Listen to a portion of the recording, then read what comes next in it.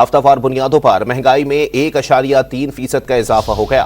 ملک میں مہنگائی کی مجموعی سالانہ شرح 23% ہو گئی۔ مزید جانتے ہیں ڈان نیوز کے نمائندے طاہر شیرانی سے۔ طاہر، اپڈیٹ کیجیے گا۔ دیکھیں، وفاقی حکومت نے 2 روز قبل آئندہ مالی سال کا وفاقی بجٹ پیش کیا اور عید بھی آنے والی ہے۔ اس سے قبل ملک میں جو مہنگائی ہے اس میں اضافہ ریکارڈ کیا گیا ہے۔ ادارہ شماریات نے جو رپورٹ جاری کی ہے اس کے مطابق جو بنیادی اشیاء ہے ان کی قیمتوں میں اضافے کے باعث جو ہفتہ وار مہنگائی ہے اس میں بھی اضافہ ریکارڈ کیا گیا ہے، جبکہ اس کے ساتھ جو بجلی چارجز ہیں اور LPG کی قیمتیں ہیں اس میں بھی اضافہ ریکارڈ ہوا ہے، جس کے مہنگائی پر اثرات پڑے ہیں۔ رپورٹ کے مطابق ایک ہفتے میں ٹماٹر 27.14، چکن 11.75، بجلی چارجز 8.73، LPG 6.14، دال چنا 7.19، انڈے 3.7، کیلے 3.22 اور بیف کی قیمتوں میں 1.52% کا اضافہ ہوا۔